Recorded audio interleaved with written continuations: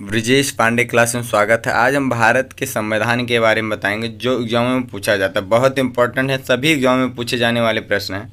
सबसे पहले हम देखते हैं भारत के संविधान के बारे में बताते हैं। संविधान का निर्माण संविधान सभा द्वारा किया गया था। किसके द्वारा किया गया था संविधान का निर्माण? संविधान सभा द्वारा किया गया था। कब किया गया था? संविधान सभा का गठन कैबिनेट मिशन 1946 के प्रावधानों के अनुसार किया गया था। संविधान सभा का प्रथम अधिवेशन 9 दिसंबर 1946 को डॉक्टर सच्चिदानंद की अध्यक्षता में हुआ था। ये जो डॉक्टर सच्चिदानंद सिन्हा थे, ये बुजुर्ग थे, वृद्ध थे, इनको इसलिए अस्थायी अध्यक्ष बना दिया और फिर 9 तारीख अस्थायी अध्यक्ष बने। फिर 11 दिसंबर 1946 को डॉक्टर राजेंद्र प्रसाद को संविधान सभा का अस्थायी अध्यक्ष चुना गया। डॉक्टर भीमराव अम्बेडकर की अध्यक्षता वाली प्रारूप समिति ने संविधान के निर्माण में अंतिम रूप किया था। 26 नवंबर 1949 को संविधान अंगीकृत हुआ था। 26 नवंबर 1950 से संविधान लागू हुआ। भारत इसी दिन से गणतंत्र दिवस मनाने लगा। मूल संविधान में 22 भाग, 8 अनुसूचियाँ तथा 395 अनुच्छेद थे। वर्तमान में जो 8 अनुसूचियाँ थी, वर्तमान में अब 12 अनुसूचियाँ हो गई। भारतीय संविधान को 2/3 भाग भारत शासन अधिनियम 1935 से लिया गया है और भारतीय संविधान का निर्माण होने में जो समय लगा है 2 वर्ष 11 महीने 18 दिन का समय लगा है। बाबा साहब भीमराव अम्बेडकर जी द्वारा किया गया 26 नवंबर 1949 को यह महामहिम राष्ट्रपति जी, उस समय राष्ट्रपति श्री राजेंद्र प्रसाद जी को सौंपा गया। भारतीय संविधान विश्व में सबसे बड़ा लिखित संविधान है। सबसे बड़ा लिखित संविधान भारत देश का है। सबसे छोटा संविधान मोनाको देश का है। किसका है? मोनाको देश का। इसलिए सबसे बड़ा, सबसे छोटा, इसलिए मैं आपको बताया सबसे बड़ा भारत देश का संविधान है और सबसे छोटा संविधान मोनाको देश का है। संविधान सभा द्वारा 22 जुलाई 1947 को राष्ट्रीय ध्वज और 24 जनवरी 1950 को राष्ट्रीय गीत और राष्ट्रगान को अपनाया गया। 22 जुलाई 1947 को राष्ट्रीय ध्वज है तिरंगा, उसको अपनाया गया और जो 24 जनवरी 1950 को राष्ट्रीय गीत और राष्ट्रगान को अपनाया गया है। भारतीय संविधान पर सबसे अधिक प्रभाव भारतीय शासन अधिनियम 1935 का है। भारतीय संविधान के 395 अनुच्छेदों में से लगभग 250 अनुच्छेद भारत सरकार अधिनियम 1935 से लिया गया है। इसके अलावा भारत के संविधान के निर्माण में 10 देशों के संविधान से अहम भूमिका लिया गया है, क्योंकि इन्हीं 10 देशों के प्रमुख तत्वों को लेकर भारत का संविधान बनाया गया है। जो अपना संविधान भारत देश का है, वो कई देशों का भ्रमण करके, 60 देशों का भ्रमण करके 10 देशों से जो मुख्य बातें जो अच्छी थी उस संविधान में इंक्लूड किया गया है। भारत संविधान अधिनियम के स्रोत, संविधान जो अपने भारत संविधान में जो स्रोत लिए गए हैं, किस देश से क्या लिया गया है, इसके बारे में जिक्र करने चल रहे हैं। पहले तो हम भारत सरकार अधिनियम 1935 ब्रिटिश शासन के दौरान जो हुआ था, आपातकालीन प्रावधान, लोक सेवा आयोग, न्याय व्यवस्था, संघीय योजना, राज्यपाल का कार्यकाल, ये सब। उसके बाद हम देखते हैं कौन से देश यात्रा जब किया गया और कौन से देश से क्या लिया गया। प्रस्तावना में देखिए बहुत क्वेश्चन बहुत है। प्रस्तावना कई देशों से लिया गया, लेकिन हर शब्द वर्ड का अलग अलग। जैसे इसमें प्रस्तावना बहुत कन्फ्यूजन वाला क्वेश्चन रहता। जैसे प्रस्तावना में जो हम भारत के लोग हैं, ऐसा तत्व ये अमेरिका से ये शब्द वर्णन किया गया है, उनके संविधान से मिलता जुलता शुरुआत है, इसलिए वहाँ से भी लिया जाता है। एग्जाम में अगर पूछेगा तो अगर पूछता है हम भारत के लोग, ये किस संविधान के मतलब किस देश से संविधान से जुड़ा है, तो आप किससे बताएंगे? अमेरिका से। अभी ये कंफ्यूज करने वाले मैं इसको एक स्लाइड भी बना दिया हूँ, कौन से देश से कौन से वर्ड लिए गए हैं प्रस्तावना के बारे में। इसको स्क्रीनशॉट लेके देख लीजिएगा, ठीक है। और अमेरिका से क्या क्या लिया गया है? प्रस्तावना हो गया, मौलिक अधिकार हो गया, सरकार की संघीय संरचना और निर्वाचक मंडल, न्यायपालिका की स्वतंत्रता और सरकार की 3 शाखाओं के बीच जो संयुक्तों का पृथक्करण होता है, जो बंटवारा होता है, ये लिया गया है। न्यायिक समीक्षा, सशस्त्र बलों के सर्वोच्च कमांडर के रूप में राष्ट्रपति होते हैं, कानून के तहत समान सुरक्षा आदि। अब हम प्रस्तावना से कंफ्यूज करने वाले प्रश्न के बारे में बताते हैं। जैसे संयुक्त राज्य अमेरिका से भारतीय संविधान की प्रस्तावना की शुरुआत हम भारत के लोग से होती है, जो संयुक्त राज्य अमेरिका के संविधान की प्रस्तावना की शुरुआत से मिलती जुलती है। फिर हम देखते हैं आयरलैंड से भारतीय संविधान की प्रस्तावना में जो न्याय, सामाजिक और आर्थिक और राजनीतिक समानता की है, यह भावना है, यह आयरलैंड के संविधान से ली गई है। जो प्रस्तावना में, जैसे प्रस्तावना में लिखा है हम भारत के लोग हैं, ये संयुक्त राज्य अमेरिका से संबंधित है। ये आयरलैंड में न्याय, सामाजिक और आर्थिक और राजनीतिक जो समानता प्रस्तावना में लिखा गया है, ये आयरलैंड से संबंधित है। फिर हम देखते हैं ऑस्ट्रेलिया। ऑस्ट्रेलिया से भारतीय संविधान की प्रस्तावना में सभी नागरिकों के लिए, जो सभी नागरिकों के लिए समान अधिकार होता है, यह प्रस्तावना में जो लिखा गया है, यह ऑस्ट्रेलिया के संविधान से प्रस्तावना से लिया गया है। फिर हम देखते हैं जर्मनी से। भारतीय संविधान की प्रस्तावना में जो सभी व्यक्तियों की गरिमा की भावना है, ये जर्मनी के संविधान से लिया गया। ये इसका स्क्रीनशॉट ले लीजिएगा, एक दो बार देखेंगे तो आपको याद आ जाए जो कन्फ्यूज करने वाले प्रश्न हैं। फिर हम देखते हैं ब्रिटेन से क्या लिया गया। सरकार का संसदीय स्वरूप, एकल नागरिकता का विचार, कानून के शासन का विचार और प्रदेश अध्यक्ष की संस्था और उनकी भूमिका, और कानून बनाने की प्रक्रिया, कानून द्वारा स्थापित प्रक्रिया, यह ब्रिटेन देश से लिया गया। फिर हम देखते हैं आयरलैंड से क्या लिया गया। आयरलैंड से राज्य के नीति निर्देशक सिद्धांत लिया गया है, और राज्य के लिए सदस्यों का नामांकन हो गया। राष्ट्रपति के चुनाव की विधियां जो होती है, यह आयरलैंड से लिया गया। फिर हम देखते हैं प्रस्तावना फ्रांस से क्या लिया गया। प्रस्तावना में गणतंत्र और स्वतंत्रता, समानता और बंधुत्व के जो आदर्श वाक्य हैं, ये फ्रांस देश से लिया गया है। नेक्स्ट हम देखते हैं ऑस्ट्रेलिया। देश के भीतर और राज्य के बीच व्यापार और वाणिज्य की जो स्वतंत्रता होता है, यह ऑस्ट्रेलिया से लिया गया। समान संघीय अधिकार क्षेत्र से बाहर के मामलों पर भी संधियों को कानून करने के लिए जो कानून बनाने की राष्ट्रीय विधायिका शक्तियों से होती है। समवर्ती सूची, संसद के दोनों सदनों को संयुक्त बैठक, यह ऑस्ट्रेलिया से लिया गया। नेक्स्ट हम बढ़ते हैं दक्षिण अफ्रीका। दक्षिण अफ्रीका से क्या लिया गया। दक्षिण अफ्रीका से संशोधन की प्रक्रिया, राज्यसभा सदस्यों को चुनाव, रूस, मौलिक कर्तव्य से रूस से क्या लिया गया। देखिए, दक्षिण अफ्रीका से संविधान सबसे इंपॉर्टेंट है, कई बार एग्जाम में पूछा गया। जो संविधान संशोधन की प्रक्रिया है, किस देश से लिया गया। दक्षिण अफ्रीका से लिया गया। राज्यसभा के सदस्यों का चुनाव जो होता है, यह दक्षिण अफ्रीका से लिया गया। फिर हम देखते हैं रूस से क्या लिया गया। रूस से बहुत इंपॉर्टेंट है। रूस से इंपॉर्टेंट क्या है, मौलिक कर्तव्य लिया गया है। क्या लिया गया है, मौलिक कर्तव्य। और प्रस्तावना में जो सामाजिक, आर्थिक और राजनीतिक न्याय का विचार है, यह भी रूस से लिया गया है। नेक्स्ट हम बढ़ते हैं जापान से। जापान से क्या लिया, कानून द्वारा स्थापित प्रक्रिया। क्या लिया गया है, कानून द्वारा स्थापित जो प्रक्रिया होती है, यह जापान से लिया गया। जर्मनी से क्या लिया गया। जर्मनी से संघ द्वारा प्राप्त की जाने वाली आपातकालीन शक्तियाँ और आपातकाल के दौरान जो मौलिक अधिकार का निलंबन होता है, यह जर्मनी से लिया गया है। नेक्स्ट हम बढ़ते हैं कनाडा का संविधान।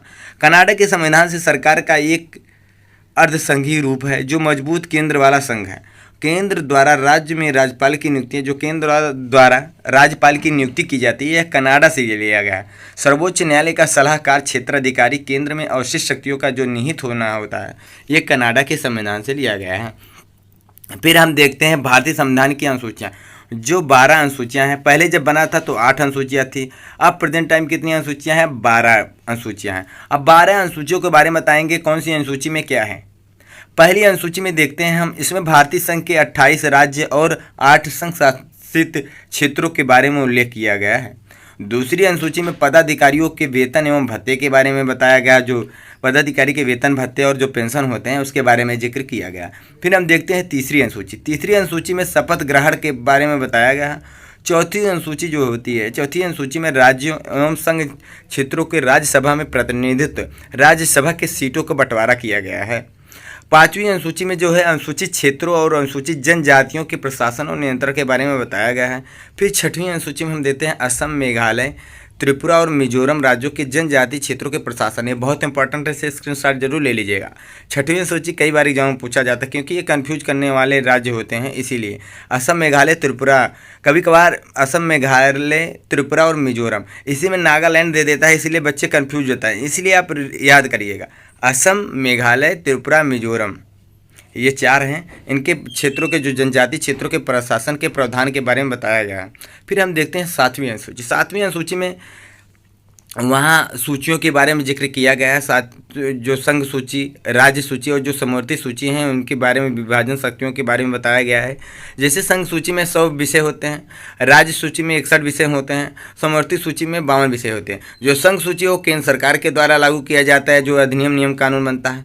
राज्य सूची जो है, ये राज्य सरकार के द्वारा बनाया जाता है, जो अधिनियम, नियम, कानून बनता है। समवर्ती सूची ऐसी सूची होती है जिसमें केंद्र सरकार और राज्य सरकार दोनों का भागीदार होना जरूर आवश्यक होता है। लेकिन अगर कोई ऐसा कानून बनता है जिसपे केंद्र सरकार और राज्य सरकार का मन नहीं बैठता है, मतभेद रहता है, तो जो केंद्र सरकार द्वारा बनाया जाता है उसी का मान्य होता है, उसी के कानून को मान्य होता है। आठवीं अनुसूची में भारत की 22 भाषाओं का उल्लेख किया गया है। 9वीं अनुसूची या पहला संविधान संशोधन 1951 द्वारा जोड़ी गई है। इसमें राज्य द्वारा संपत्ति के अधिग्रहण के विधियों का उल्लेख हुआ है। 10वीं अनुसूची में दल बदल संबंधी प्रावधान और 52वें संशोधन द्वारा 1985 द्वारा जोड़ा गया। यह दल 10वीं में जैसे 10वीं अनुसूची उसी प्रकार से दल बदल संबंधित प्रावधानों का उल्लेख हुआ है। यह 52वें संविधान संशोधन 1985 द्वारा जोड़ा गया। 11वीं अनुसूची में इसमें पंचायती राज संस्थाओं के बारे में बताया गया है। ये पंचायती राज संस्थाओं में कितने विषय हैं? 29 विषय थे। यह 73वें संविधान संशोधन 1993 में जोड़ा गया था। फिर हम देखते हैं 12वीं अनुसूची नगरीय निकायों के 18 विषय हैं वहाँ, और 74वें संविधान संशोधन 1993 में यह जोड़ा गया। हम आपको जो 12वीं अनुसूची के बारे में बता दिए। हम फिर अगला बढ़ते हैं। अगर ये वीडियो आपको अच्छा लगे तो लाइक एंड सब्सक्राइब करिएगा। अब पहले जो हम आपको संघ सूची बताए थे 7वीं अनुसूची में जो सूचियों के जिक्र था, संघ सूची, राज्य सूची, समवर्ती सूची, उनके बारे में बताएंगे। पहले संघ सूची में क्या क्या आता है, इसका नियम कानून क्या है, क्योंकि एग्जाम में अधिकतर पूछा जाता है। संघ सूची कई विषय शामिल होते हैं जिन पर केवल भारत की संसद को कानून बनाने का शक्ति होता है। जो केंद्र सरकार होता है वही कानून बनाता है। भारतीय रक्षा क्षेत्र, भारतीय नौसेना, सेना, वायुसेना, संघ के किसी भी अन्य सशस्त्र बल, हथियार, आग्नेय शास्त्र, गोला बारूद, विस्फोटक, इसमें बहुत से होते हैं। मैं आपको दे रहा हूँ, इसको स्क्रीनशॉट जरूर ले लीजिएगा। इसको 2-4 बार आप रिपीट कर लीजिएगा ताकि याद आ जाए, नहीं तो संघ सूची, राज्य सूची, समवर्ती सूची में कंफ्यूज हो जाएंगे। ठीक है, मेन इंपॉर्टेंट मैं बताता चल रहा हूँ, एक बार मैं सारा बता दे रहा हूँ। इसके उत्पादन के लिए आवश्यक परमाणु ऊर्जा जो खनिज संसाधन होता है, विदेशी कार्य होते हैं, केंद्रीय खुफिया और जांच ब्यूरो होता है, संयुक्त राष्ट्र संगठन होता है, युद्ध और शांति होते हैं, नागरिकता जो होती है, देशीकरण एलियंस होता है, रेलवे विभाग होता है जो अंतर्देशीय जलमार्गों पर शिपिंग नेविगेशन होता है, डाक और तार टेलीग्राम वायरलेस प्रसारण और संचार के अन्य रूप जो होते हैं, मुद्रा, सिक्का, कानून, निविदा और विदेशी मुद्रा, अंतर्राज्यीय व्यापार और वाणिज्य जो जनगणना होता है, संघ और राज्यों के खातों का ऑडिट होता है, संसद के लिए, राज्यों के विधानमंडलों के लिए, राष्ट्रपति और उपराष्ट्रपति कार्यालयों के लिए, चुनाव आयोग के लिए भी चुनाव, बैंकिंग और बीमा, यह सब जो होते हैं यह सब किस में आते हैं? संघ सूची में आते हैं। फिर हम देखते हैं राज्य सूची। राज्य सूची में उन विषयों की सूची होती है जिन पर केवल संबंधित राज्य विधानमंडल के द्वारा कानून बनाने का शक्ति होती है।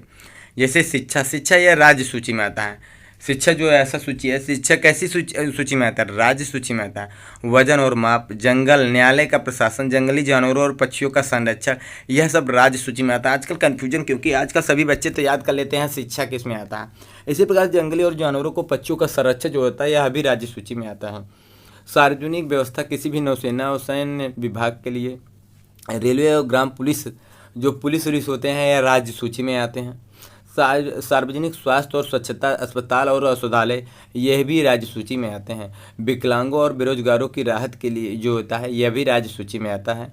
पुस्तकालय, संग्रहालय और अन्य सामान संस्थान राज्य द्वारा नियंत्रित या वित्त पोषित होते हैं। कृषि जो होते हैं ये भी राज्य सूची में आता है। देखो कृषि बहुत इंपॉर्टेंट है, कहेंगे कृषि भारत प्रधान देश है, लेकिन यह भी किस में आता है? राज्य सूची में आता है। ये बहुत इंपॉर्टेंट है। मछली पालन हो गया, राज्य विधानमंडल के चुनाव हो गए, राज्य का सार्वजनिक ऋण, कृषि आय पर कर, भूमि और भवनों पर टोल, संबंधित राज्य में सभी न्यायालयों की आधिकारिक शक्तियाँ, यह सब राज्य सूची में आता है। हम देखते हैं फिर उसके बाद कौन सी अनुसूची? समवर्ती सूची।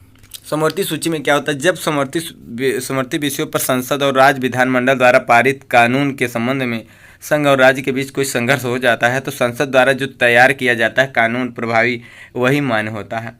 आपराधिक कानून और आपराधिक प्रक्रिया, राज्य की सुरक्षा, सार्वजनिक व्यवस्था के रखरखाव या समुदाय के लिए आवश्यक आपूर्ति सेवाओं के रखरखाव से जुड़े कारणों के लिए निवारक निरोध, ऐसे निरोध के अधीन व्यक्ति कृषि भूमि के अलावा अन्य संपत्ति हस्तांतरण, कार्यों और दस्तावेजों के पंजीकरण, दिवालियापन और दिवाला, ट्रस्ट और ट्रस्टी, प्रशासक, सामान और आधिकारिक न्यासी, जानवरों के प्रति क्रूरता की रोकथाम, सिविल प्रक्रिया। इस संविधान के प्रारंभ में नागरिक प्रक्रिया संहिता में शामिल सभी मामले, सीमा और मध्यस्थता, आर्थिक और सामाजिक योजना, मूल नियंत्रण, ट्रेड यूनियन, औद्योगिक, श्रम विवाद, कानूनी, चिकित्सा और अन्य पेशे, पुरातात्विक और रियल इस्टेट यह के विकास अधिनियम 2016 रेरा जो होता है, ये सब किस में आता है? समवर्ती सूची में आता है। ये आपको हम सातवीं जो सातवीं सूची में जो 3 सूचियाँ थी, समवर्ती सूची, संघ सूची, राज्य सूची के बारे में बताएं। अब हम बताते हैं संविधान सभा की प्रमुख समितियाँ एवं उनके अध्यक्ष। ये समितियाँ भी पूछी जाती हैं, कई बार एग्जामों में पूछा गया। पहले वनडे एग्जामों में तो हर एग्जाम में पूछा जाता था। अब हम देखते हैं समितियाँ और अध्यक्ष। संघ शक्ति समिति के अध्यक्ष कौन थे? जवाहरलाल नेहरू थे। राज्य विद्युत समिति के अध्यक्ष कौन थे? जवाहरलाल नेहरू थे। राज्य समिति के जो थे अध्यक्ष कौन थे? जवाहरलाल नेहरू। संघीय संविधान समिति के अध्यक्ष जवाहरलाल नेहरू थे। प्रांतीय संविधान समिति के अध्यक्ष सरदार वल्लभ भाई पटेल थे। प्रारूप समिति के अध्यक्ष भीमराव अम्बेडकर थे। मौलिक अधिकारों एवं अल्पसंख्यकों संबंधित जो समिति था, सरदार वल्लभ भाई पटेल अध्यक्ष थे इसके। राष्ट्रीय ध्वज संबंधी तदर्थ समिति जो था, उसके अध्यक्ष डॉक्टर राजेंद्र प्रसाद थे। संचालन समिति, वित्त और कर्मचारी समिति के जो अध्यक्ष थे, डॉक्टर राजेंद्र प्रसाद थे। मसौदा समिति, ये बहुत इंपॉर्टेंट है, इसे याद कर लीजिए। मसौदा समिति, ये भीमराव अम्बेडकर इसके अध्यक्ष थे। संविधान के प्रारूप की जांच के लिए विशेष जो समिति बनाई गई थी, उसके अध्यक्ष अल्लादी कृष्णस्वामी अय्यर थे। कौन थे? अल्लादी कृष्णस्वामी अय्यर थे। अगर ये वीडियो अच्छा लगे तो अपने मित्रों को शेयर करिएगा। आज हम देखते हैं संविधान के महत्वपूर्ण भाग और उनके अनुच्छेद और उनके विषय में क्या दिया गया है। हम आपको एक तरफ से दिखा रहे हैं, बता भी रहे हैं, उसके बाद हम आपको कुछ जो इम्पोर्टेंट अनुच्छेद होंगे उसके बारे में जिक्र भी करेंगे। पहला हम देखते हैं कितने भाग होते हैं? 22 भाग होते हैं। कितने भाग होते हैं? और जब संविधान बना था 22 तो कितनी अनुच्छेद थे? 395 अनुच्छेद मूल संविधान में थे। अब तो 450 अनुच्छेद हो गए हैं, जो कि आपको पढ़ना है सिर्फ 395 अनुच्छेद। भाग 1 में हम देखते हैं संघ और उसका राज्य क्षेत्र। भाग 1 में क्या दिया गया है? संघ और उसका राज्य क्षेत्र दिया गया है। यह अनुच्छेद 1 से 4 तक है। भाग 2 में हम देखते हैं, भाग 2 में नागरिकता का उल्लेख हुआ है, जो अनुच्छेद 5 से 11 तक दिया गया है। फिर हम देखते हैं भाग 3। भाग 3 में क्या है? मूल अधिकार। मूल अधिकार का जिक्र अनुच्छेद 12 से 35 तक दिया गया है। भाग 4 नीति निर्देशक तत्व DPSP, यह अनुच्छेद 36 से 51 तक दिया गया है। भाग 4 का मौलिक कर्तव्य, मूल कर्तव्य का 51A में दिया गया है। भाग 5 संघ, भाग 5 में संघ के बारे में दिया गया है, यह अनुच्छेद 52 से 151 तक दिया गया है। भाग 6 में राज्य के बारे में दिया गया है, जो अनुच्छेद 152 से 273 तक। यह अगर आप देखे रहेंगे तो आपको बहुत इंपॉर्टेंट है। जैसे अगर संघ के बारे में पूछेगा तो आपका अगर ऑप्शन आ जाएगा तो अनुच्छेद 52 से 151 के बीच में जो ऑप्शन रहेगा वही सही मारेंगे। इसलिए मैं एक क्रम से दिखा रहा हूँ किसके बारे में कौन से अनुच्छेद में जिक्र किया गया, कौन से भाग में दिया गया। हम फिर देखते हैं भाग 7। भाग 7 में राज्य भाग बी के बारे में दिया है, अनुच्छेद 238 के बारे में। भाग 8 संघ राज्य क्षेत्र UT के बारे में 239 से 242 तक दिया गया। फिर हम देखते हैं सबसे बड़ा जो है भाग 9 है। भाग 9 में पंचायत के बारे में दिया गया, जो 243 से 243O तक है। फिर भाग 9A में देखते हैं नगर पालिकाएँ, 243P से लेकर 243ZG तक दिया गया है। नेक्स्ट हम देखते हैं भाग 9B। भाग 9B में सहकारी समिति के बारे में दिया गया, जो अनुच्छेद 243ZH से लेकर 243ZT तक दिया गया है। फिर हम देखते हैं भाग 10। भाग 10 में अनुसूचित एवं जनजातीय क्षेत्र के बारे में जिक्र किया गया है, जो 244 से 244A तक है। फिर हम देखते हैं भाग 11। भाग 11 में संघ राज्य संबंधित के बारे में दिया गया है, 245 से लेकर 263 अनुच्छेद तक दिया गया है। फिर देखते हैं भाग 12। भाग 12 जो है वित्त संबंधित इत्यादि उपबंध के बारे में दिया गया, जो अनुच्छेद 264 से लेकर 301 के बाद तक दिया गया है। फिर देखते हैं भाग 13। भाग 13 व्यापार वाणिज्य के बारे में दिया गया है, जो अनुच्छेद 301 से लेकर 307 तक जिक्र हुआ है। फिर भाग 14 देखते हैं। भाग 14 में संघ राज्य के अधीन सेवाएं जो हैं 308 अनुच्छेद से लेकर 323 अनुच्छेद तक दिया गया है। फिर हम भाग 14A देखते हैं, ट्रिब्यूनल जो है अनुच्छेद 323 से लेके 323A से लेकर 323B तक जिक्र दिया गया। फिर देखते हैं भाग 15। भाग 15 चुनाव संबंधित दिया गया है, जो अनुच्छेद 324 से लेकर 329A तक है। फिर भाग 16 देखते हैं। भाग 16 में विशेष उपबंध के बारे में दिया गया, जो अनुच्छेद 330 से लेकर 342 ईस्वी 42 अनुच्छेद तक दिया गया। फिर भाग 17, भाग 17 में भाषा के बारे में दिया गया है। भाग 17 में किसके बारे में दिया है? भाषा के बारे में दिया है। भाषाएं कितने हैं अपने भारत में? अगर संविधान में दिया गया 22 भाषाओं का जिक्र हुआ है। 343 से लेकर 351 तक दिया गया, अनुच्छेद 343 से अनुच्छेद 351 तक। भाग 18 आपात उपबंध संबंधी दिया गया, जो 352 से 360 तक दिया गया है, अनुच्छेद 352 से 360 तक। फिर हम देखते हैं भाग 19। भाग 19 में विविध के बारे में दिया गया है, जो अनुच्छेद 361 से 367 ईस्वी तक। फिर देखते हैं भाग 20। भाग 20 में संविधान संशोधन के बारे में दिया गया है, अनुच्छेद 368। जो संविधान संशोधन है यह किसे है? साउथ अफ्रीका से लिया गया है। भाग 21। भाग 21 में अस्थायी संक्रमण कालीन और विशेष उपबंध 369 से 392 ईस्वी तक 392 अनुच्छेद तक दिया गया है। फिर हम देखते हैं भाग 22। भाग 22 में संक्षिप्त नाम प्रारंभ आदि के बारे में दिया गया, जो अनुच्छेद 393 से 395 ईस्वी तक दिया गया है। फिर हम देखते हैं मौलिक अधिकार।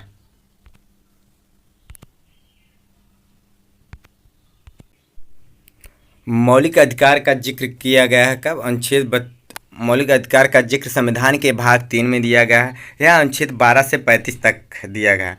मौलिक अधिकारों का विवरण, इन्हें भारत का अधिकार पत्र भी कहा जाता है। जो मौलिक अधिकार है भारत का अधिकार पत्र भी कहा जाता है।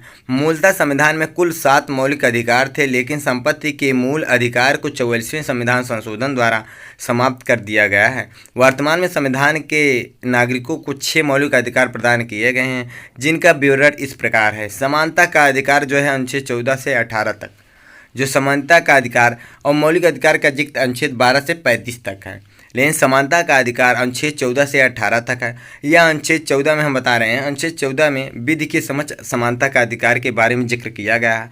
फिर अनुच्छेद 15 में हम देखते हैं धर्म, मूल, वंश, जाति, लिंग या जन्म स्थान के आधार पर विभेद नहीं किया जा सकता है। फिर अनुच्छेद 16 लोक नियोजन के विषय में अवसर की समानता है। इसमें अनुच्छेद 17 अस्पृश्यता का अंत, छुआछूत अस्पृश्यता का अंत अनुच्छेद 17 में बताया गया है। अनुच्छेद 18 में उपाधियों का अंत। जैसे अगर आपको किसी देश से अगर उपाधि मिलती है तो आपको भारत के राष्ट्रपति से अनुमति लेना अनिवार्य है, नहीं तो यह वह उपाधि को निरस्त कर दिया जाता है। फिर हम देखते हैं अनुच्छेद अगला 19 स्वतंत्रता का अधिकार। स्वतंत्रता का अधिकार अनुच्छेद 19 से 22 तक जिक्र दिया गया है। अनुच्छेद 19 वाक स्वतंत्र आदि विषयक है। अनुच्छेद 19 में वाक बोलने का अधिकार है।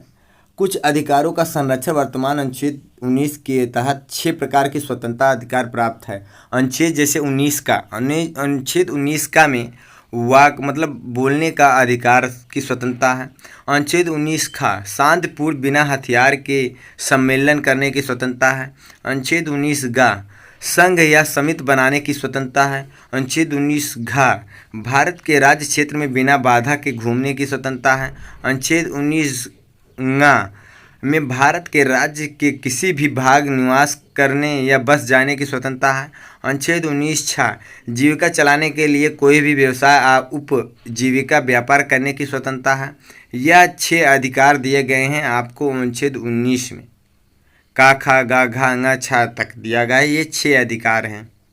फिर हम देखते हैं अनुच्छेद 20।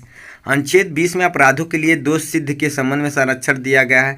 इसके अंतर्गत 3 प्रकार की स्वतंत्रता है कि जैसे पहला हम देखते हैं किसी व्यक्ति को अपराध के लिए दोषी तभी माना जाएगा जब वह किसी प्रवृत्ति या विधि उस समय लागू का अतिक्रमण करेगा। दूसरा, किसी व्यक्ति को एक ही अपराध के लिए केवल एक ही बार अधिकार के दंड दिया जाएगा। जैसे अगर कोई अपराध एक बार में कई अपराध किया हो तो केवल मात्र एक ही बार सजा दिया जाएगा। सारे जो दंड हैं उसको चाहे एक मिला के एक बार दिया जाएगा। ये नहीं कि 5-5 साल की सज़ा अगर देना होगा तब पूरा अपराध देखा जाएगा, तब उसमें अपराध का डिटेल किया जाएगा, हाँ कितने साल का इनको दंड दिया जाएगा। किसी व्यक्ति को स्वयं के विरुद्ध गवाही देने के लिए बाध्य नहीं किया जा सकता है। फिर हम देखते हैं अगला अनुच्छेद 21। अनुच्छेद 21 में प्राण एवं दैहिक स्वतंत्रता का अधिकार दिया गया है। किसी व्यक्ति को विधि द्वारा स्थापित प्रक्रिया के अतिरिक्त उसके प्राण एवं दैहिक स्वतंत्रता का अधिकार से वंचित नहीं किया जाएगा। अनुच्छेद 19 का में शिक्षा का अधिकार दिया गया है, जो राज्य द्वारा 6 से 14 वर्ष तक की आयु के सभी बच्चों को निःशुल्क एवं अनिवार्य शिक्षा उपलब्ध कराएगी। अनुच्छेद 22 में कुछ दशाओं और गिरफ्तारी और निरोध से संरक्षण है। जैसे किसी गिरफ्तार व्यक्ति को यह अधिकार है, उसे गिरफ्तारी करके कारणों को से अवगत कराया जाएगा, उसे 24 घंटे के अंदर यात्रा के समय को छोड़कर निकटतम अधिकारी मजिस्ट्रेट के समक्ष पेश किया जाएगा, उसे अपने विधि और तीसरा जो है उसे अपने विधि या व्यवसायी या वकील से परामर्श करने तथा बचाव करने का अधिकार होगा। यह अनुच्छेद 22 में दिया गया है। फिर हम देखते हैं तीसरा अधिकार जो होता है शोषण के विरुद्ध अधिकार। यह अनुच्छेद 23 से 24 में दिया गया है। अनुच्छेद 23 के तहत मानव के दुर्व्यापार बालात श्रम को प्रतिबंध किया गया है। किसी बच्चे को बेच नहीं सकते हैं, खरीद नहीं सकते हैं और किसी 14 वर्ष से कम के बच्चों से परिश्रम नहीं करवा सकते हैं। अनुच्छेद 24 में कारखानों एवं खान जोखिम वाले कार्यों में 14 वर्ष से कम के बच्चों को वहां जाना प्रतिबंध है और कोई भी कार्य नहीं करा सकता। फिर हम देखते हैं चौथा अधिकार जो धर्म की स्वतंत्रता का अधिकार होता है। चौथा अधिकार होता है यह अनुच्छेद 25 से 28 में। अनुच्छेद 25 में दिया गया है कि अनुच्छेद 25 के तहत अंतःकरण और धर्म के अबाध में मानने, आचरण और प्रचार करने की स्वतंत्रता प्रदान की गई है। आप किसी भी धर्म को अपना सकते हैं, किसी भी धर्म के बारे में आप अपना सकते हैं, स्वतंत्रता है और प्रचार भी कर सकते हैं। अनुच्छेद 26 के तहत धार्मिक कार्यों की प्रबंध की संस्था। आप अपने धार्मिक किसी भी धर्म अगर मना रहे हैं तो आप किसी भी प्रबंध कर सकते हैं, कहीं भी आप उसका कुछ भी योजना करा के आप जैसे पूजा करा रहे हैं, भंडारा करा सकते हैं, कुछ भी करा सकते हैं। अनुच्छेद 27 के तहत किसी विशिष्ट धर्म के अवरोध के लिए करों से संप्रदाय के बारे में अगर आप धर्म में जैसे आप कुछ खर्चा करते हैं कहीं मंदिर पर कहीं आपका तब टैक्स नहीं देना है, कोई टैक्स आपके धर्म के में नहीं लगेगा। अनुच्छेद 28 में शिक्षण संस्थाओं में धार्मिक या धार्मिक उपासना से संबंधित स्वतंत्रता प्रदान किया गया। आप किसी भी धर्म को, एक धर्म को आप बढ़ा नहीं सकते हैं, उसके बारे में आप बढ़ा नहीं सकते हैं धार्मिक, ताकि किसी भी धार्मिक शिक्षा नहीं दिया जाएगा। जैसे कि आप एक धर्म के, जैसे आप हिंदू हैं तो आप हिंदू धर्म मनाएंगे, अगर आप मुस्लिम हैं मुस्लिम धर्म का, किसी भी एक धर्म की आप मतलब उसके बारे में ही जिक्र नहीं कर सकते, सभी धर्म को एक समान रूप से आप मानेंगे। संस्कृत और शिक्षा संबंधी अधिकार अनुच्छेद 19 से 30 तक, अनुच्छेद 29 से 30 तक जो संस्कृत और शिक्षा संबंधी अधिकार है, यह अनुच्छेद 19 में अल्पसंख्यक के वर्गों के हितों का संरक्षण है, सुरक्षा संबंधी अधिकार है। अनुच्छेद 30 में अल्पसंख्यकों के द्वारा के अधिकार है, शिक्षा संस्थानों की स्थापना और प्रशासन अल्पसंख्यक वर्गों के अधिकार का प्रदान किया गया है। यह शिक्षा संस्थान खोल सकते हैं, उसमें पढ़ सकते हैं, उनका अल्पसंख्यक के अधिकार है। यह अनुच्छेद 30 में दिया गया है। फिर हम देखते हैं संवैधानिक उपचारों का अधिकार जो अनुच्छेद 32 से 35 तक है। मौलिक अधिकारों को प्रवर्तित करने हेतु संविधान के अनुच्छेद 32 के तहत सर्वोच्च न्यायालय को 5 तरह की रिट जारी करने की शक्ति प्रदान की गई है। जैसे बंदी प्रत्यक्षीकरण, परमादेश, प्रतिषेध, उत्प्रेषण और अधिकार परीक्षा। यह अनुच्छेद 32 में दिया गया है। यह संवैधानिक उपचारों का अधिकार है। डॉक्टर भीमराव अनुच्छेद 32 को संविधान की आत्मा कहा गया है। डॉक्टर भीमराव के द्वारा संविधान का अनुच्छेद 32 को संविधान की आत्मा कहा गया है और पंडित जवाहरलाल नेहरू के द्वारा संविधान की आत्मा प्रस्तावों को कहा गया है।